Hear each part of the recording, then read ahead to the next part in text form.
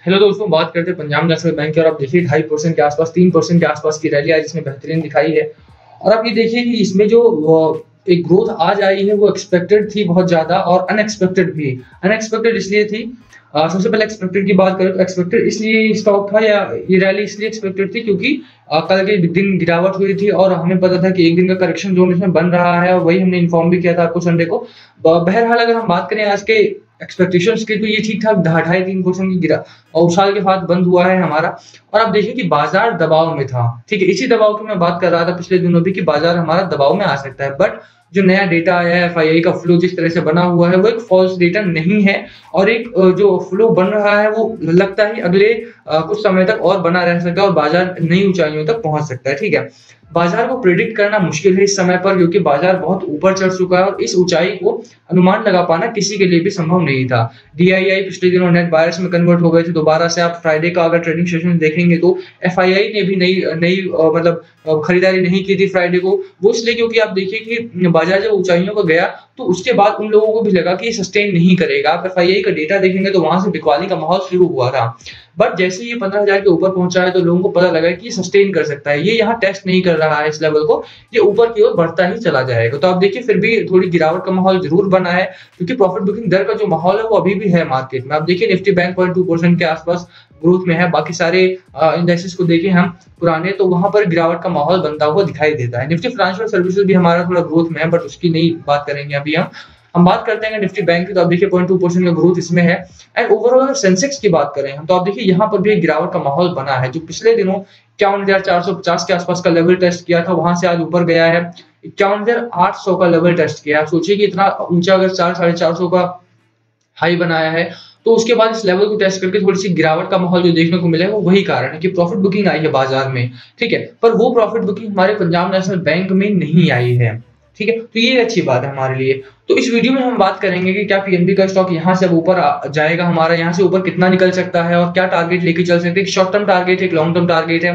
ज्यादातर मैं long term target से देता हूँ आपको कि अगर आप 2 साल 1 साल स्टॉक को पकड़ के चलते हैं तो आप अच्छा खासा मुनाफा कमा सकते हैं। स्ट्रेट लाइन की जर्नी अभी भी एक्सेप्ट नहीं करनी है आपको, कि देखिए आप एक्सपेक्ट नहीं कर सकते हैं कि स्ट्रेट लाइन में जाएगा। अगर चार्ट की बात करेंगे हमें आगे चल के, तो आप स्ट्रेट लाइन में जर्नी कभी भी एक्सपेक्ट मत करो, तो ज्यादा बेहतर रहेगा। बहरहाल अगर हम बात करें आज की, तो आप देखिए कि स्टॉक में ठीक ठाक मूवमेंट दिखाई है। स्टॉक हमारा स्टार्ट हुआ, वहां से गिरावट हुई थी 37.55 के आसपास, और उसके बाद ये ऊपर गया है 40 रुपए 40.85 पैसे का एक हाई बनाया है इसने 40.90 का, और वहां से थोड़ा डाउन गया है। जैसे जैसे हमारा निफ्टी बैंक डाउन गया है उसी हिसाब से ये भी गया है, बट यहाँ पे उतना बिकवाली का माहौल नहीं दिखाई दिया है जितना बाकी स्टॉक्स और इंडाइसेस में दिखाई रहा है। तो अब देखिए कि ठीक ठाक स्टॉक है हमारा, और बेहतरीन से एक डिलीवरी परसेंटेज भी आता हुआ दिखाई दिया है। वॉल्यूम में अभी भी कमी नहीं आई है, ठीक है। वॉल्यूम 376 मिलियन का वॉल्यूम ट्रेड हुआ है इसमें। एंड डिलीवरी परसेंटेज की अगर हम बात करें तो आप देखिए आज की डिलीवरी आने में समय लगेगा, और एनएससी की वेबसाइट पर तो ओवरऑल एवरेज भी देखेंगे तो 30-35% के आस की डिलीवरी है हमारी। एंड 28 से 29% की डिलीवरी हमारी 8 फरवरी की थी, तो बहुत बेहतरीन से डिलीवरी परसेंटेज भी निकल के आ रहा है सामने। आप देखिए कि जो एफआईआई फ्लो आ रहा है उससे मार्केट को बहुत सांस मिल रही है, और वो मार्केट हर रोज लाइफ टाइम हाई बना रहा था। आज 7 दिनों में ऐसा पहली बार हुआ है जब ये गिरावट के माहौल में बंद हुआ है बाजार हमारा, और ये एक ठीक ठाक खबर भी है, क्योंकि कूल डाउन होने के लिए थोड़ा सा समय चाहिए होता है बाजार को।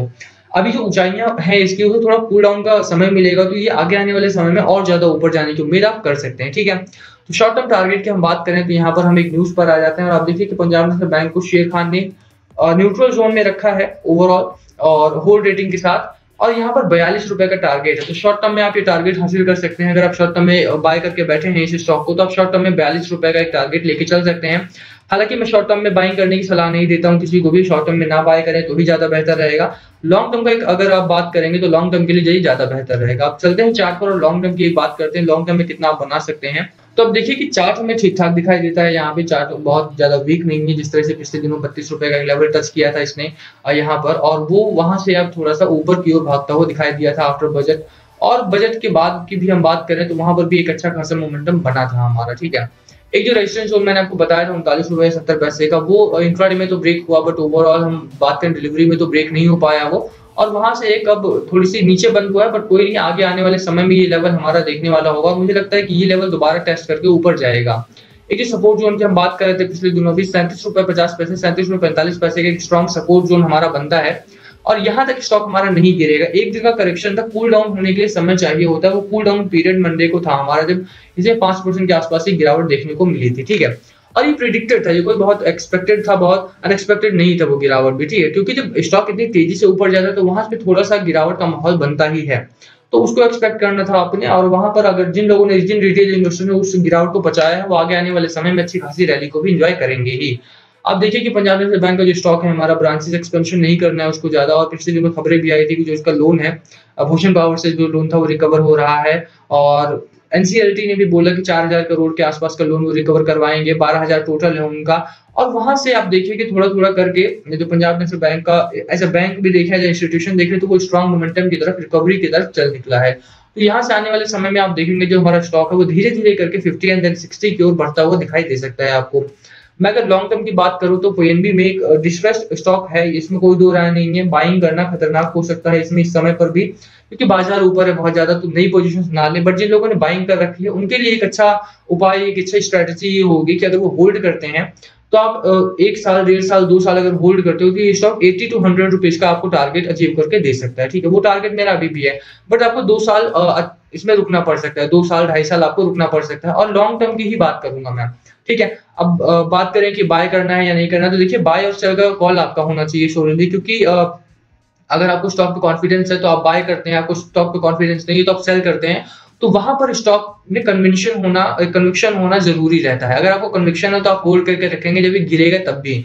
अगर आप मेरे कहने पे बाय करेंगे तो वहां पर जब जिस दिन स्टॉक गिरेगा उस दिन आपको डर हो जाएगा कि ये बेच देना चाहिए। बट आप खुद एनालाइज करेंगे और वहां से बाय करेंगे तो वो आपको कन्विक्शन के बाद खरीदेंगे, और 2-3% गिरावट आती भी है तो वहां पर आप ऑब्जर्व करेंगे, क्योंकि आपको पता है कि ये चीज स्ट्रांग है, ये स्ट्रांग मोमेंटम में है, स्ट्रांग बुलिश जोन में है।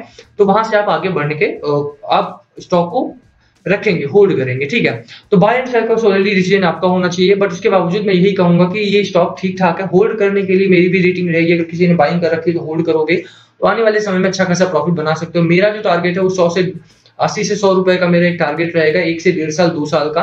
और लॉन्ग टर्म के लिए मैं सजेस्ट करूंगा स्टॉक, किसी को अगर कोई बाय करना चाहता है तो मैं बोलूंगा कि लॉन्ग टर्म के लिए आप बाय करना चाहते हो तो बेहतर है। शॉर्ट टर्म के लिए मेरी राय नहीं रहती है बाय करने की। तो ठीक है, तो टारगेट हमारा 100 का रहेगा। मोतीलाल ओसवाल की माने और शेर खान की माने तो देखिए 42 का शॉर्ट टर्म टारगेट है, वो इनकी बात है। आपको शॉर्ट टर्म के लिए मैं बाय नहीं करता कोई भी स्टॉक, तो इसलिए लॉन्ग टर्म के लिए मेरा टारगेट 100 का रहेगा, 80 to 100। एंड फिर इसी के साथ हम वीडियो खत्म करते हैं। वीडियो पसंद आए तो वीडियो को लाइक करना, चैनल पे नए हो तो चैनल को सब्सक्राइब कर देना, hit the bell icon so that you get the notification on time. Thank you for watching.